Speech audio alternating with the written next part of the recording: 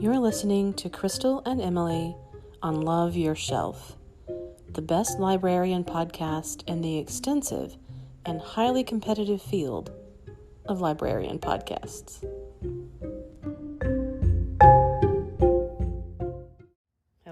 Hello.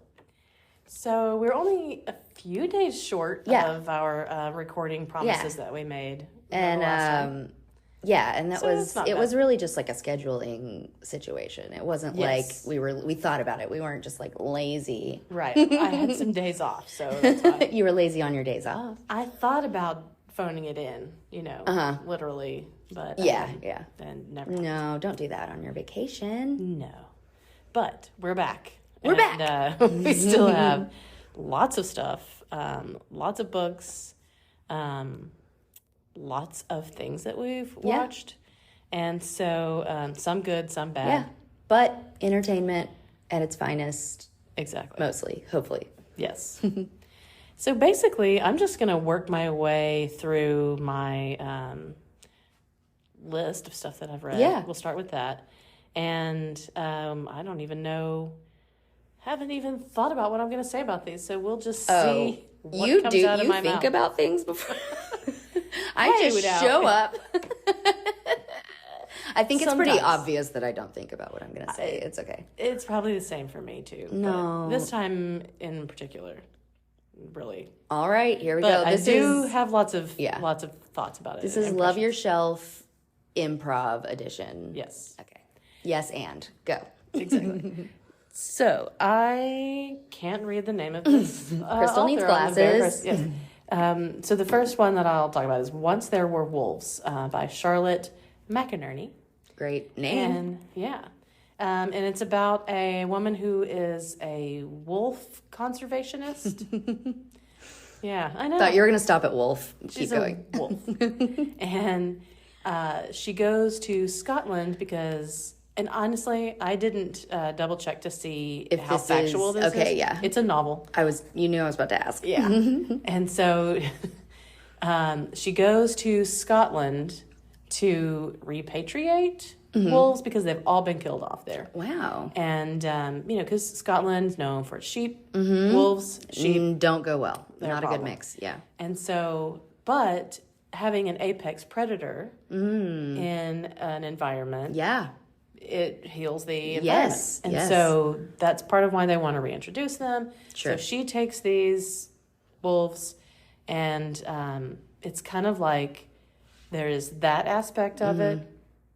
Then there's a sort of not really science fiction or fantasy, but there's an element. She has a personality quirk that we don't have to get into. Yeah. But that really affects how she interacts with the world, and it's not really realistic. Okay. And then there's also like getting to know this small Scottish town, this little community. Does it have like quirky characters? Yes. And perfect. Right. And of course the farmers in the area are like, we hate you. Why are you bringing wolves here? And you're like, but it's for everyone's own good in the end. Yeah, and they don't won't care hear about it. Sure. Yeah. So I think that there are people who will enjoy. Yeah. I didn't particularly like how some things were handled. And I listened to it as an audiobook, and sometimes that throws off my experience of something. Yeah, depends on what it is. Yeah. So I might have had a different experience if I had read it, but I listened to it instead. And we'll leave that one at that. Okay. There's that one. That's what it's about. Open-ended. Yeah. Okay. And then, or prior to that, I guess, I'm working my way backwards. So yeah. I read a book called Bridge by Lauren Bukes, and she wrote a book several years ago, I guess now, called Shining Girls. And there was a TV series made of it, a limited series made of it with Elizabeth Moss. Yeah, sounds familiar. And so this was her newest one. And it is got science fiction elements, kind of a little bit of body horror I'll skip a it. little bit.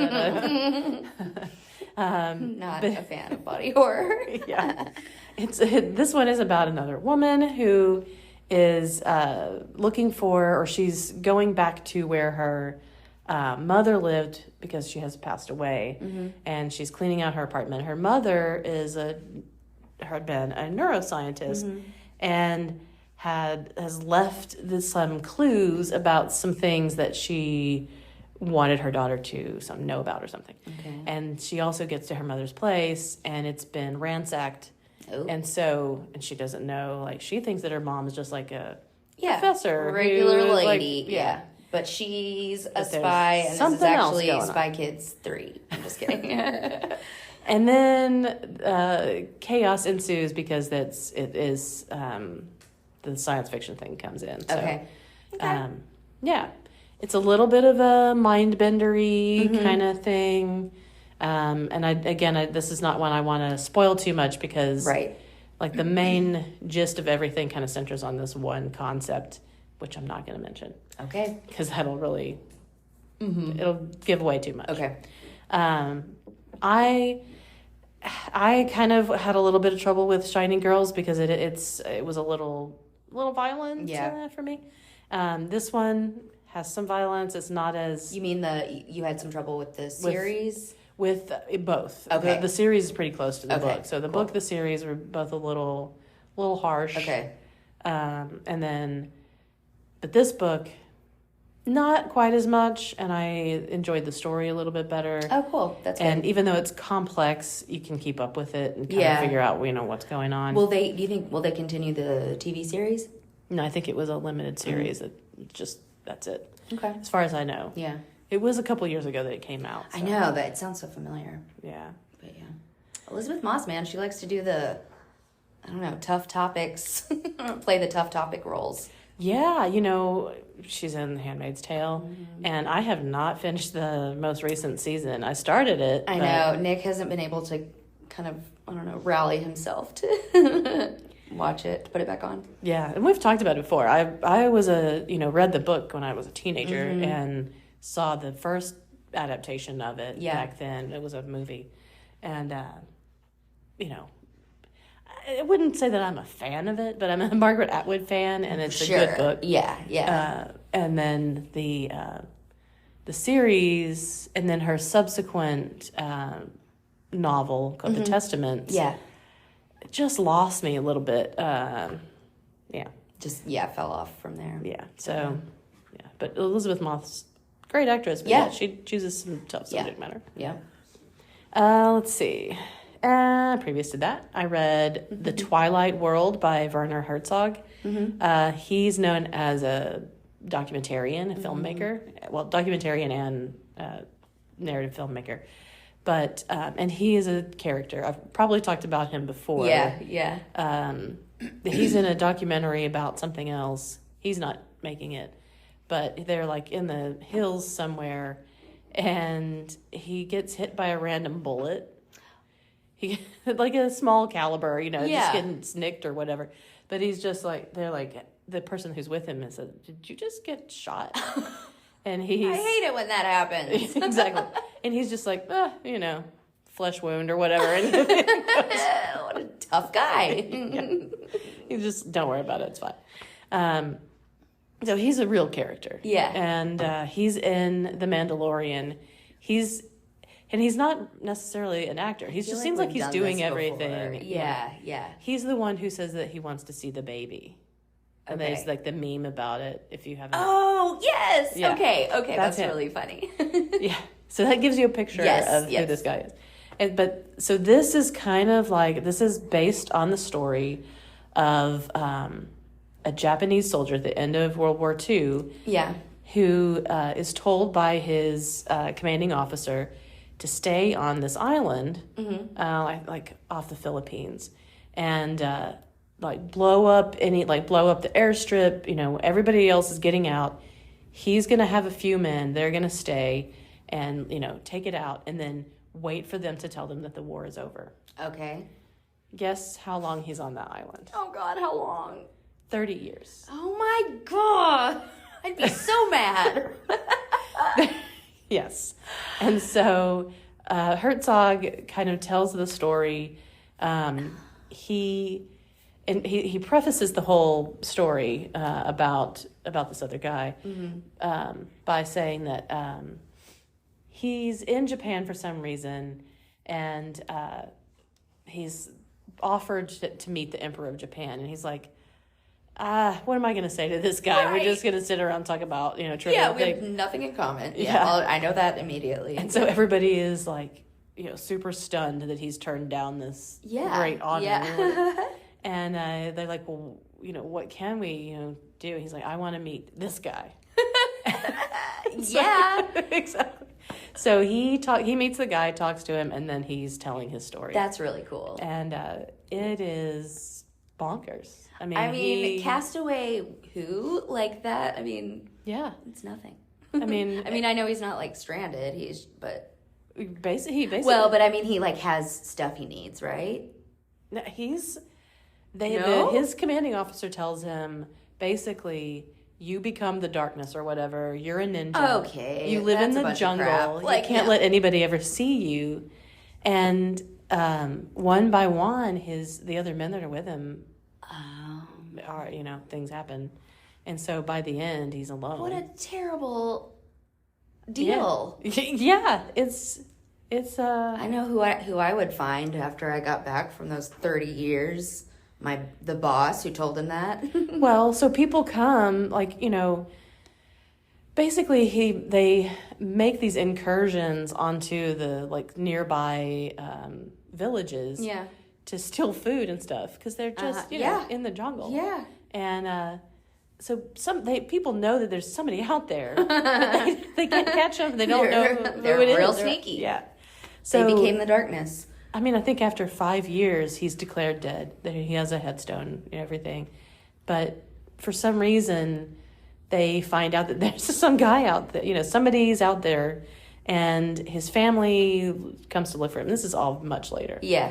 And then finally it takes the commanding officer coming out, and they send these flyers down and stuff saying the war is over.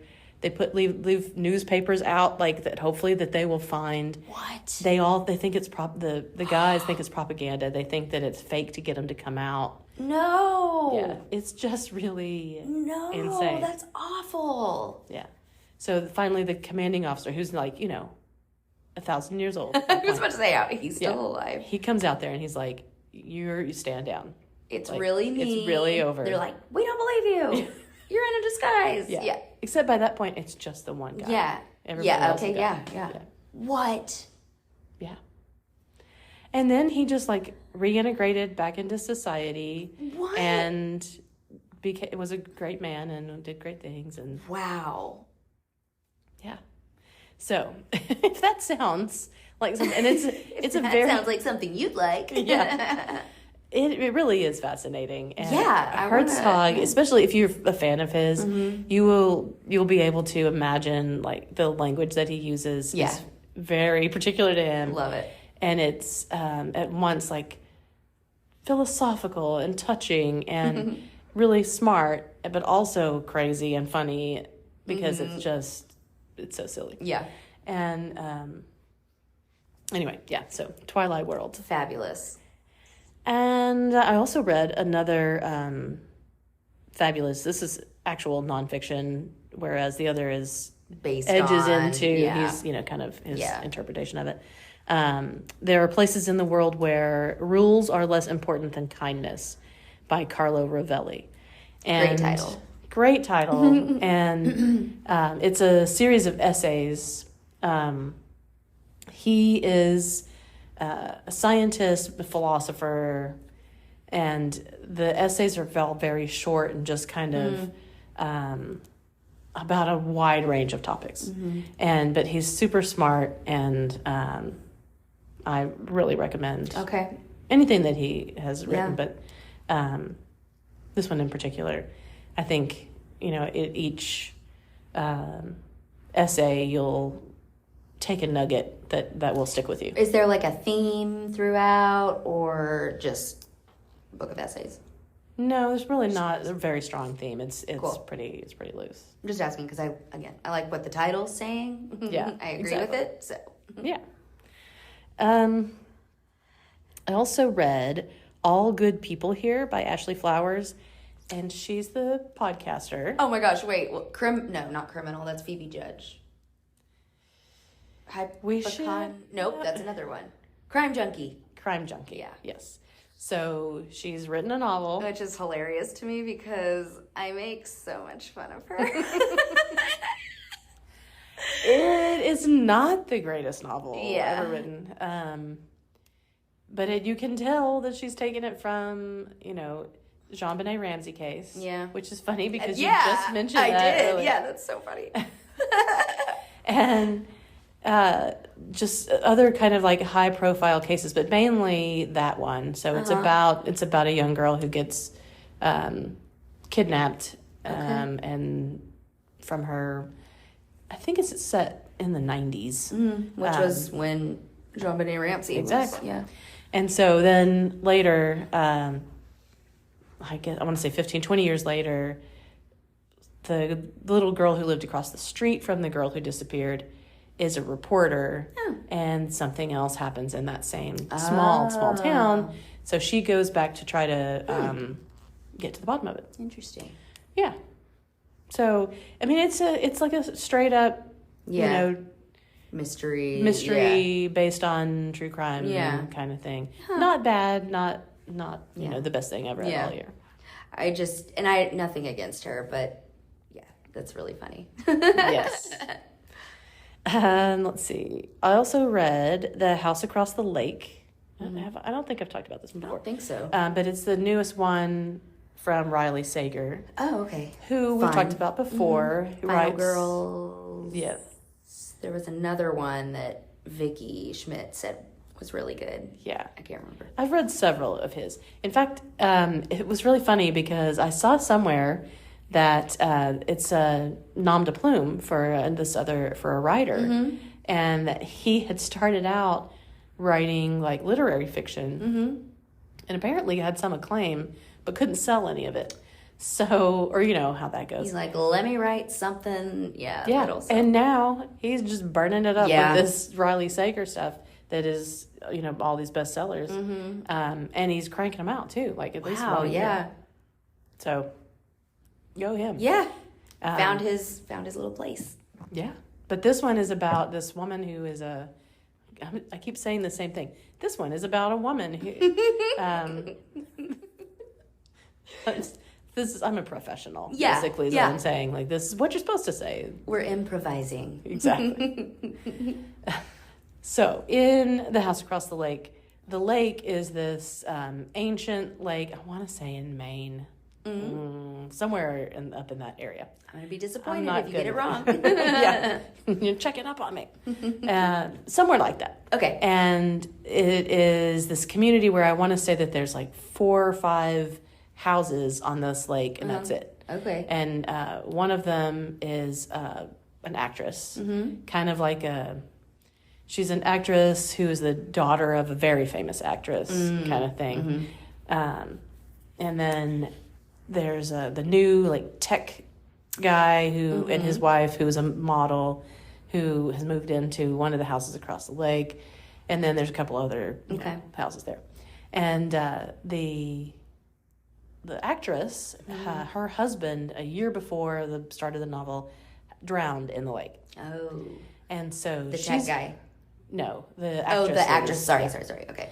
So she is living out there, has not been able to like maintain her jobs very well because of all this, and like a lot of Riley Sager's stories, there are twists and turns aplenty. Nice. So she gets kind of obsessed with the model and like watches their house, but something happens in the beginning that prompts that. I was about to say, like, why? Yeah, okay. Exactly.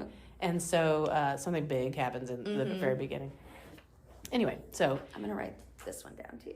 Yes. So if that kind of thing is your thing, this is a good version of that. We'll nice. Put it that way. Is this one out yet? Yes. Cool. Yeah, most of these, if they're not already out, then they're coming out pretty soon. Okay, cool. So I think I'll stop with the books there. Yeah. And then we'll talk about some things that we've seen. Been watching. And, yeah. I've just still been blown. I've got, let's see, last time I can't remember how many I had read so far this year. I think it was like 30 or something. It's 39. Oh, my gosh. So I'm just burning through them like it's and you're a fast reader, too. Like, I've given you things to read, and I'm like, how did you read that? I just like... pretend. You're like, yes, all good. Sure, I read it. Well, you know, it helps. That's part of the one of those things that you can put on your resume. Fast reader. It's actually not. Don't do that. That'd be very Don't silly. listen. Don't take career advice from this podcast. No, for sure. And so, kind of linking back to our discussion of Pedro Pascal last time. Let's talk about him every week. Right.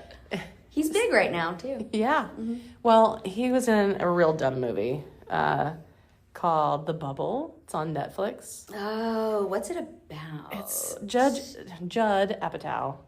And a huge cast of characters. Yeah. Just bonkers. Including like David Duchovny and Pedro Pascal. I cannot think of what this is. Because it's terrible. They're hiding it from us. Yes. So basically, it's about a movie set that is during COVID. I know what you're talking about. And it's like the beginning of COVID. And so they are in a bubble and they all arrive. And it is just the parody movie that they're making in the film is just as bad as the film that they're as the actual movie. So it's kind of like, is this the only reason you would think, this is the parody part is because it's like a creature movie. So there's like beasts or whatever. I think I would appreciate that if the movie itself was good. Right. If they had a parody. It could have been. It could have been like a Robert Altman kind of like these, Altman always had these like big, huge casts of like all these amazing actors and all this stuff is going on. He's made great things. Like what a bummer. Yeah, really just fell apart. No good. That's all I have to say about that. I had an idea at some point about something kind of similar. I think my sister and I were talking about you're on the set of, it takes place on the set of like a Bachelor or Love Island kind of thing, and something, like a zombie apocalypse, alien, something crazy happens during all of that, or maybe like a murder mystery and which person did it. I feel like that could be funny, but yeah, wasn't that there was a plot of the murder mystery in that recent the glass, what is the Glass Onion? Oh yeah, is that what it's called? Yeah, the Knives Out. Yeah, Knives Out. Yeah, that was great. Yeah, they all go to the island to be in the murder mystery. That's true. Yeah. Not that you are stealing ideas from. Mine would have like a bunch of like dumb dudes who are like there to be the win the Bachelorette's heart or whatever, and you have to find which of the dumb dudes did it or whatever. I haven't thought this through. No, I think I'd watch that. It would be funny. Not I wouldn't be taking this seriously. Right. And also, I'm not going to make a movie, let's be honest. So someone else write this movie. Yeah, you got 2 tickets that will be bought for that. Yep. And then, so there's several others that are, I think all of my list of the shows for this week, or movies, they're a little bit off the wall. Nice. The next one is Spin Me Round, which is on Hulu. And it was written by Alison Brie. Yes. And stars Alessandro Nivola, who hasn't been in anything in a long time. Who is that? In the 90s, he was kind of a heartthrob for a while. But it's so goofy. It's like she was trying to write 3 different movies, and then they just kind of get mashed up. Yeah. Is this the one that she made with her husband?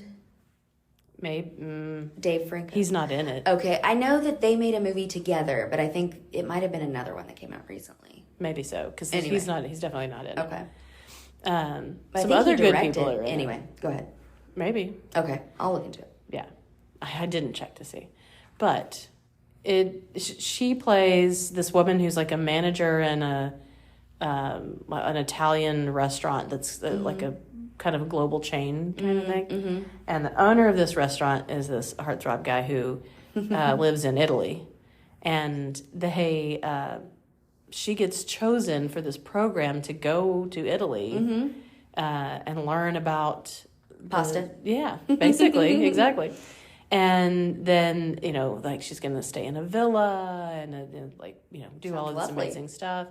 And then she gets there and it is not what she was told. It's a fire festival situation. I'm just a little bit. It's very weird. That and then weird things start happening. And it takes, when I said that the other story, that the story with the twists and turns, this is not twists and turns. This is like fall down, break your ankle, and then get up and get lost and turn around and fall off a cliff. And then you stand up and walk, and there's a garden rake there that you step on and it hits you in the head. This is the story that you're going through in this movie.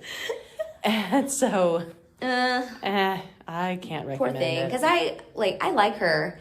Yeah. I want her to do well, but I think the one that she and her husband made together is kind of a love story. Like she meets like her ex from the past and he's engaged. And this is not, Yeah, okay. So that was a different one. Yeah. But okay. Yeah, this one is wild. Cool. Worth looking into or no? No. Okay. Save me that? Yeah. And then there is also on Hulu is The Storied Life of A.J. Fikry, which is based on a novel that was very popular a few years ago. And it's got Kunal Najjar from The Big Bang Theory, Christina Hendricks, David Arquette, Scott Foley. Love Christina Hendricks. Haven't seen her in a while. Yeah. And it is about a guy that owns a bookstore, and he's sad. Typical guy who owns a bookstore. They just don't know how to appreciate what they have. I mean, there's Hugh Grant in Notting Hill. I guess that's immediately the only other. But he's kind of a sad sack. Yeah. That's just his vibe. But okay. Yeah. No, there is definitely. Yeah. For whatever reason, bookstores. I would be thrilled. That sounds wonderful. Yeah. It should be amazing. Yeah. Anyway, so honestly, I couldn't finish this one. Oh. I literally fell asleep and then was like, do I want to jump back into that? And the answer was no. No. So maybe someday. We'll see. But okay. I'm not going to jump at that one either. Right. Yeah. Sheesh. Then I watched White Noise, which is based on I watched that one. Don DeLillo novel from the 80s, which bonkers in all the good ways. Yeah. I had not read the novel, and so I kind of felt like the sort of like intellectual side, quirky sides of the movie. I was like, someone's trying too hard. Like that's what the movie felt like at times. There were some parts I really loved. Like there's a scene where the car like gets off road or something, and they end up like in the water. And anyway, that was a great scene. But it's a little kind of like a dream scene. Yeah, sort of. yeah, yeah. Well, the story is that there's the Adam Driver plays a professor, like a schluppy philosophy. Hitler studies. Oh is his area. Oh yeah, and in this like small liberal arts college, which is like kind of has all these quirky characters. We're going along with the same theme, and Greta Gerwig plays his wife Babette. Don Cheadle is one of his coworkers, and there is an airborne toxic event. Which can we talk about how this story? The book is from the 80s. This was made recently. And then, last year. the exact same thing happened in Ohio. It is. Where a train... It's a train derailment in the story. That causes the airborne toxic event. Yes. Also, that's the name of a band I listened to in high school. Of course. I was going to say, it's a great band name. So somebody got that. Not a great band, but... And so, chaos ensues. And they are... the scene that you're talking about where they're in the car is when they're trying to flee their home. And then they just kind of go back home. Yeah. After all of this. And it takes a while for them to kind of decide to make a move, right? Yeah. Yeah, because they're all, as people are, like watching the news to see what's happening. And but it's not just about that. That's kind of how it kicks off, and then it goes down a lot of other storylines. Mm-hmm. But I love the novel, one of my all-time favorite novels. So when I saw they were making a movie of it, I was beside myself. And the movie is definitely good. It wasn't life-changing. I didn't think it was going to be life-changing because I'm old. My life isn't changing. You're like, it's not going to. But the book was. When I read that for the first time, it was it had a big impact. But anyway. Well, and okay, so this is something I watched last night. I won't go on a big tangent, but just about as far as disasters go. Nick and I watched Brave New Jersey on Hulu, and it has some small, I feel like a lot of small name people. Mm-hmm.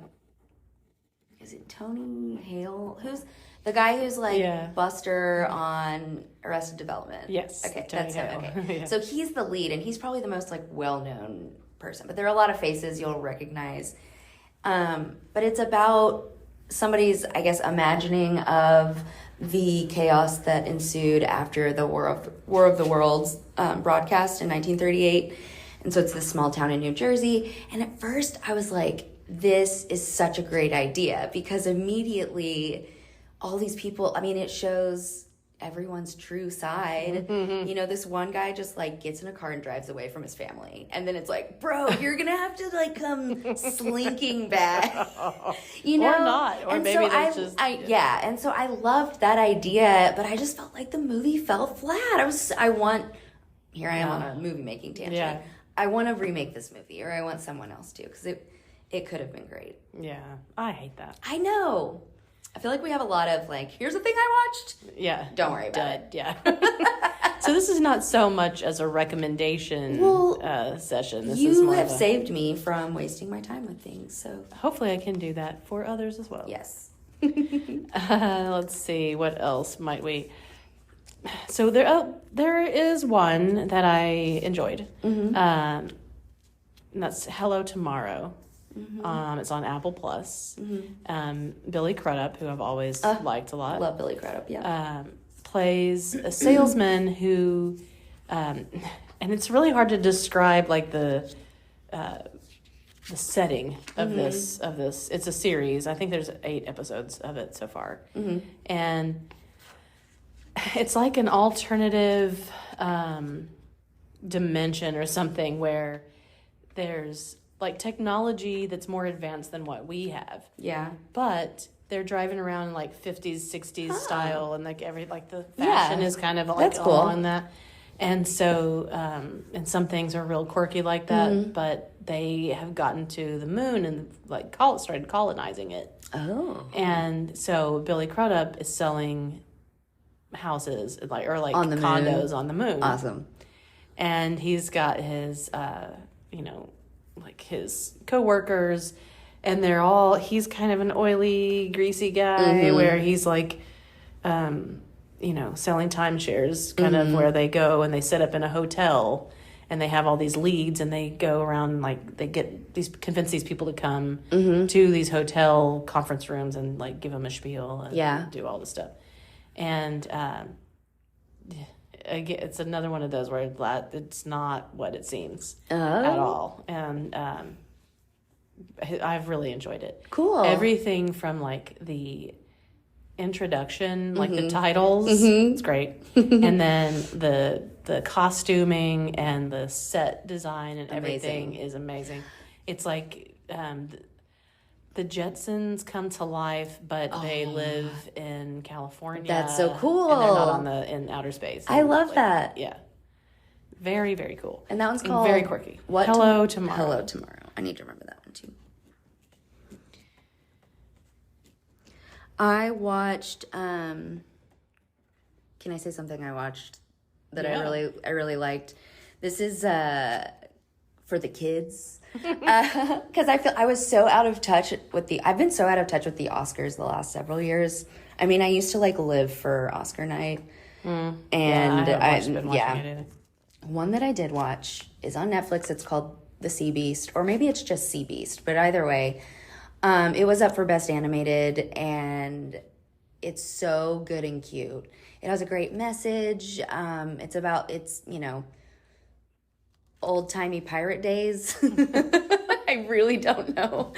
And there are these pirates. Their job is to sort of, they go out on the ocean and kill all these sea beasts, because the sea beasts used to come up on land and terrorize the people.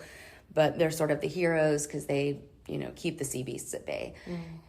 And they're after this, the big one. It's I don't know, they have this special nickname for it. And the king and queen really want them to take care of this as well. And then meanwhile, there's this little orphan girl who runs away and jumps on the ship and wants to be a pirate and has read all the stories about the pirates. And then, once they come in contact with the monster, things are not what they seem. Mm-hmm. But it has a really lovely message about not believing everything as far as the way history is written, or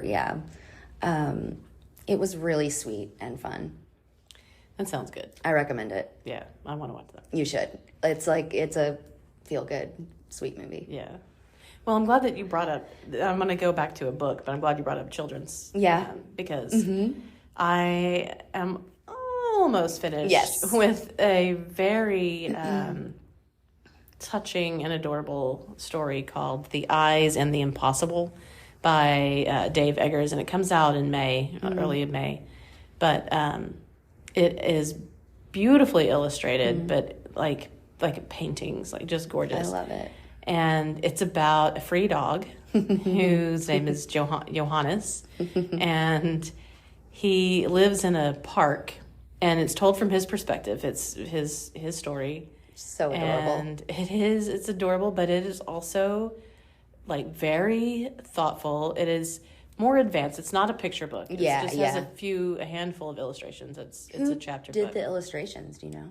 I do not. Okay. I'm curious. Yeah. I'll have to. Cool. I wonder if they've done anything else. Yeah. I'm pretty sure. Okay. And so Dave Eggers I've been a fan of his since his first novel, which was A Heartbreaking Work of Staggering Genius. I've talked about him before. He wrote The Circle and The Every, which we've reviewed or we've talked about here.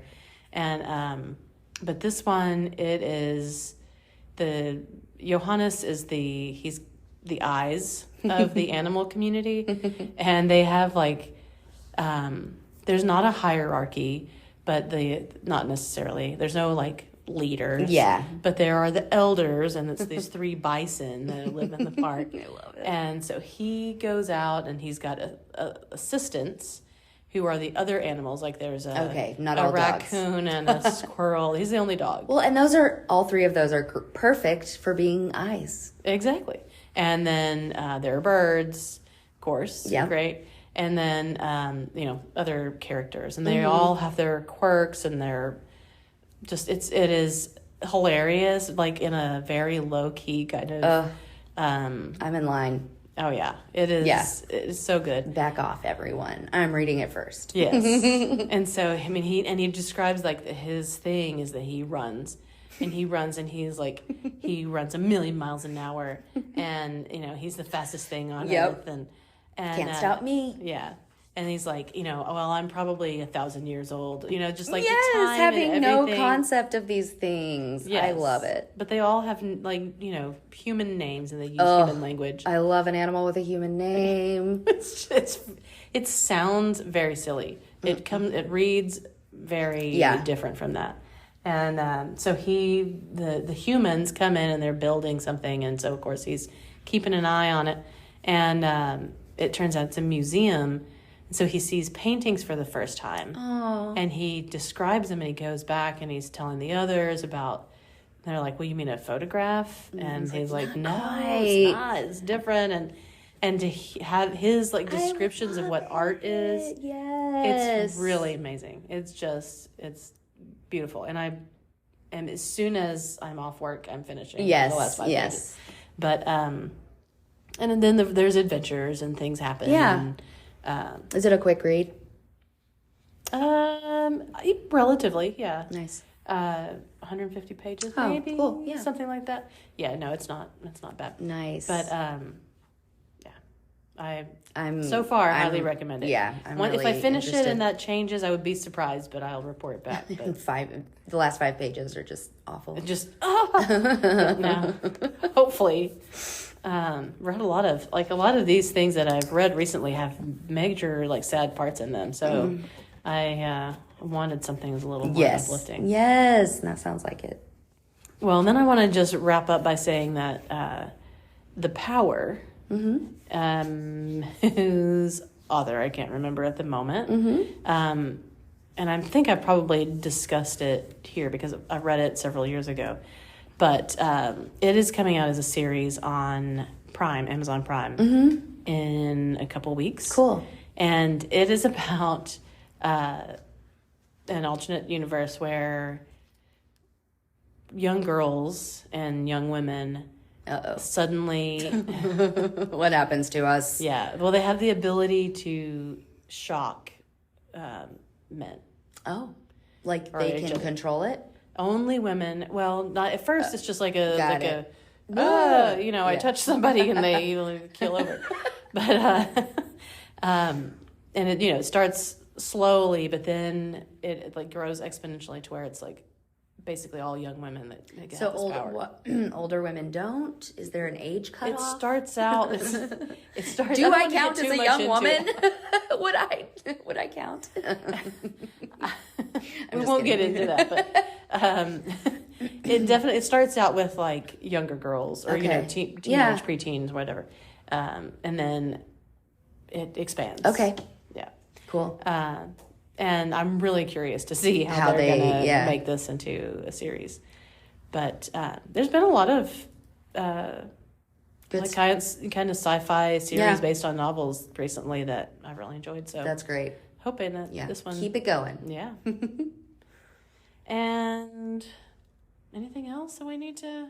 I don't know. The How To Festival is here at the library this weekend, Saturday, March 25th from 1 to 4 p.m. Be there! Yes. It is community-centered learning where your fellow community members will be teaching how to do things that they know. Yeah, all kinds of skills. Yeah. So. Like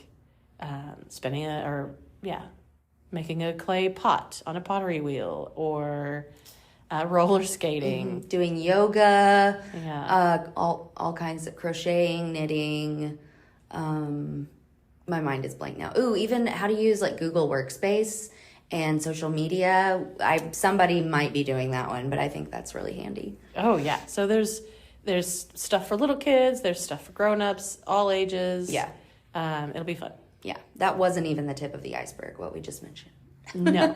There's I think there's 20-something, 25 or so different things that you can come learn about. Yeah. It's a festival. It'll be fun. All right. So hopefully we'll see you then. And otherwise, you can hear us. I did it this time. Yay. Next week. Bye. Bye.